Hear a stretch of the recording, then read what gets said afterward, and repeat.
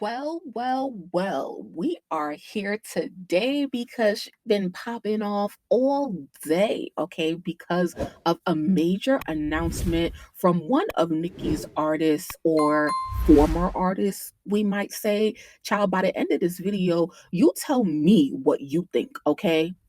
And you let me know if this has a place in the ongoing silent and or non-existent war between Nicki Minaj and Cardi B.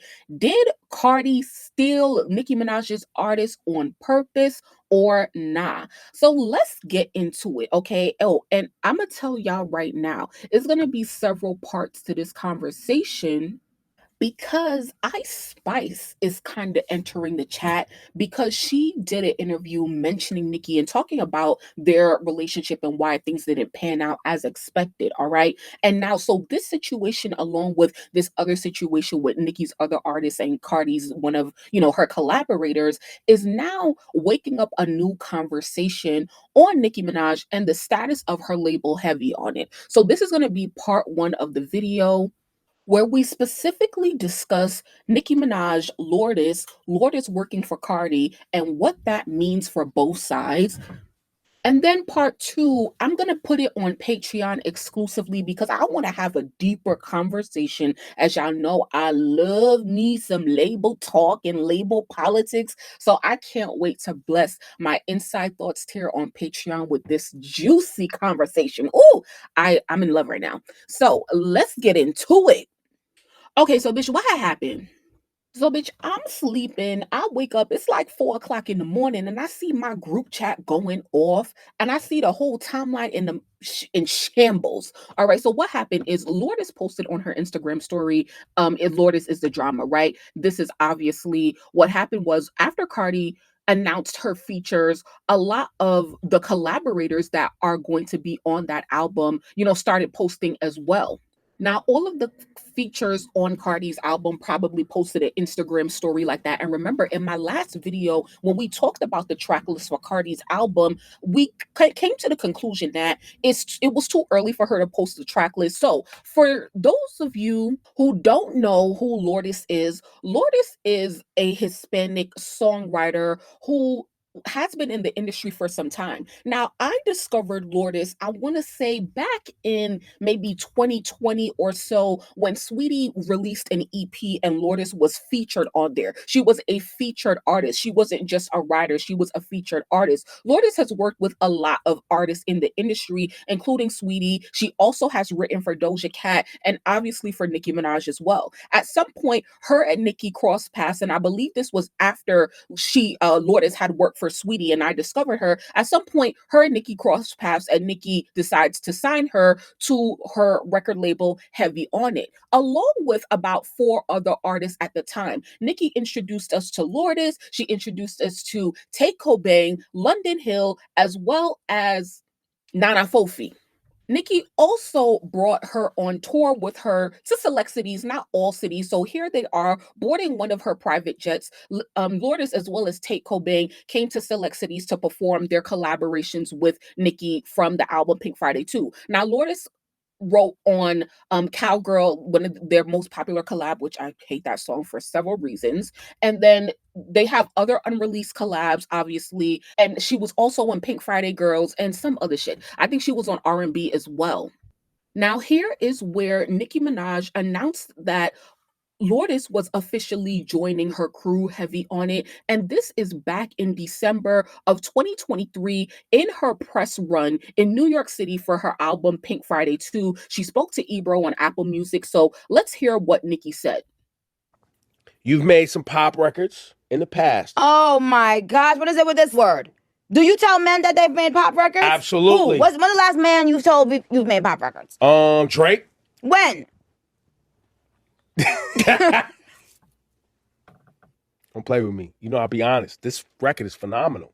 Some records are meant to be mainstream and pop. Yes, okay. There's nothing wrong with that. I love that song, Cowgirl. Featuring Lourdiz. Who's Lourdiz? I'm not familiar. Lourdiz is another dope addition to the Heavy on It family. So this label is brolic. Oh, we heavy on it. Very heavy on it. Everywhere we heavy on it. Woo! So y'all see Nicki seemed very passionate on it. But notice that like she didn't say Lourdiz is signed to me. She said Lourdiz is another addition to the Heavy on It crew. Anyway, as a fan of Nicki who are watching very closely, we definitely did believe like they were close to signing paperwork. And if you were around at that time and on Station Head during 2024, you would hear Nicki talk about her dealings and or falling out with a lot of artists during this time, including Ice Spice, including JT, and those are all artists that Nicki approached to be on her record label. So that is why we're going to do a more in-depth breakdown on Patreon. And before we go any further, I want to draw your attention to my channel, which I know we're already on. But as you can see right here, I did a search for Nicki label on my channel. And when I get a chance, I'm going to make a playlist about this because y'all know how passionate I am about label talk, specifically when it comes to Nicki Minaj. And so I've done so many videos every time Nicki said something or there was an update about any of these artists. And so I've been telling you guys for I don't even know how many months now that Lourdiz was not legally signed to Nicki. That is the impression that Nicki gave off. But every time Lourdiz would release, it would never say the label's name on it. It would never say Heavy on it. To the point where in this video, I talk about researching Lourdiz and finding out that she's actually signed to Dr. Luke's publishing company. Now, remember, Lourdiz is a songwriter first, right? So she is signed to a publishing company, meaning that her writing credits go through prescription songs, which is what Dr. Luke's publishing company is called. Now, publishing is different from a record label. So her songwriting and producer credits were answered for, right? But her master credits, which is what Lourdiz would release on her own as her own artist, those were up for grabs, allegedly, right?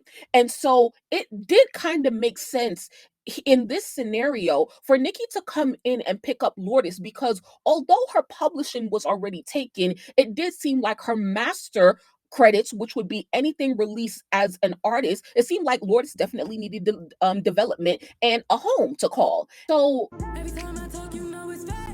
like I said, during all of those times, we definitely listened to Nicki and documented all of the times that either Lourdiz would release music or Nicki would talk about the status of her label on Station Head because, you know, we want to know. And so I'm going to link these videos below because my point is that I've been said this because my point is of this video is that the Barbs are once again arguing as always, going back and forth, trying to expose as to why people were supporting Lourdiz or not or whatever. And we know how the Barbs are. They're very territorial over Nicki and anybody that she may support. And so it is, you know, a big slap in the face if you believe that this girl was signed to Nicki. It is kind of crazy that she would be working for Cardi. But let me show you how we kind of knew that this was going to happen. So around July 2nd, 2024, as you can see the time of this post right here, Cardi B started to preview this song and she said, y'all like this vibe for CB2, which is the album she's about to release. So let's hear what this song is giving. Enough because we don't know if this is copyrighted at this point because it could potentially be on Cardi's album. So shout out to you if you're on Patreon, you're seeing this without the music getting cut out. All right. So yeah, that is Cardi previewing this song. And when people heard it, they were like, isn't that Lourdiz's voice? So yeah, that was Lourdiz. And at this time, we are in the thick of 2024, Nicki Minaj being on tour and us believing like, okay, this girl is signed to Nicki. Now, is it such a big deal?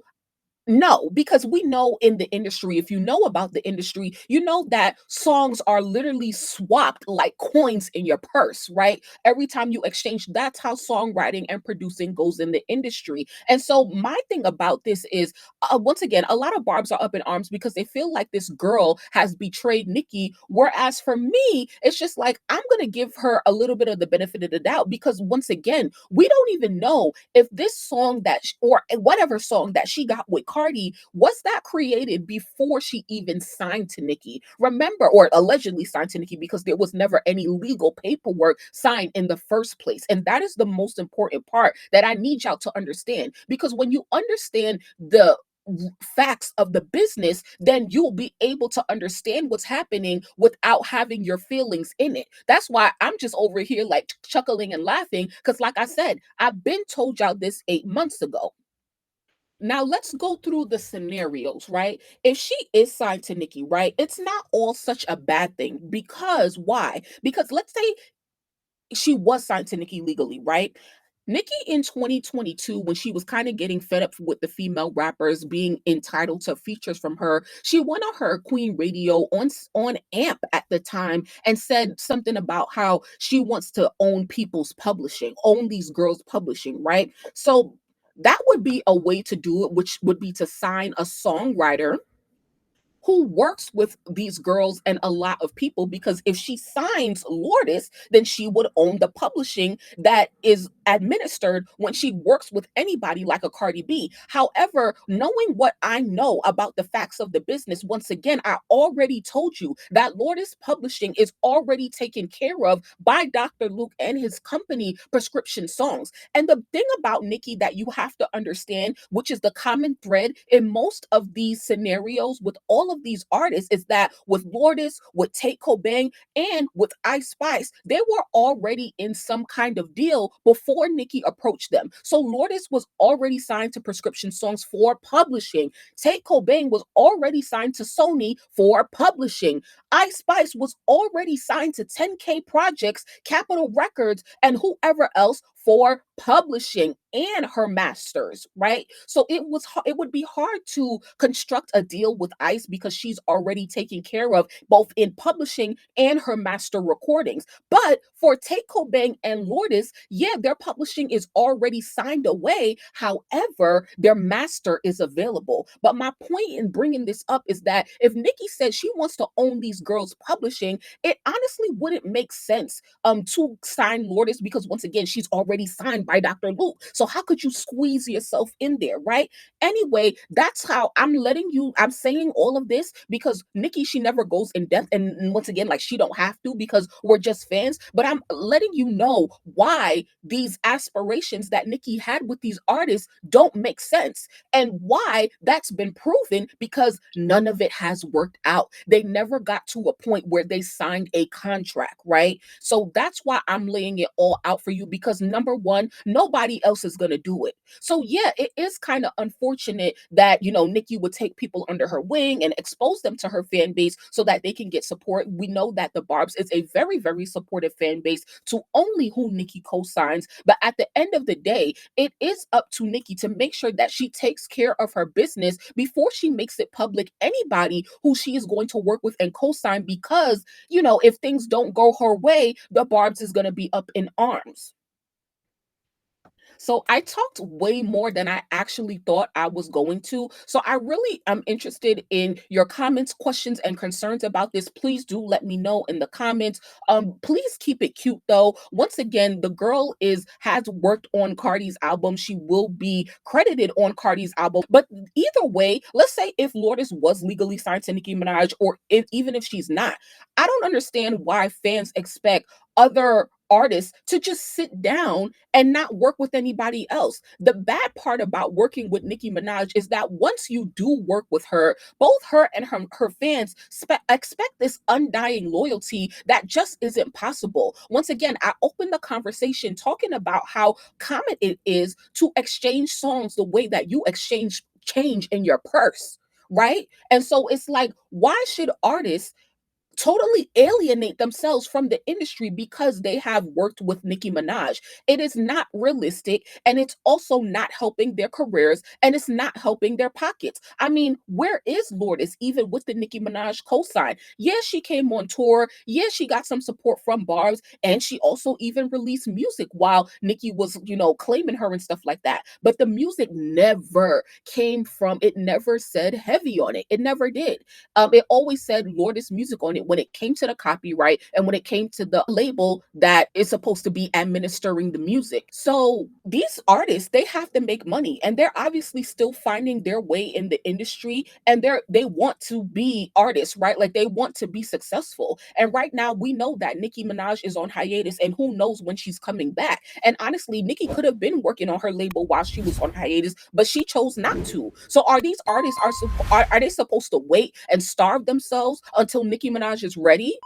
Somebody say for. It's your girl Vina Love, the Harlem Princess, your favorite princess, and this is Destiny Below. Period.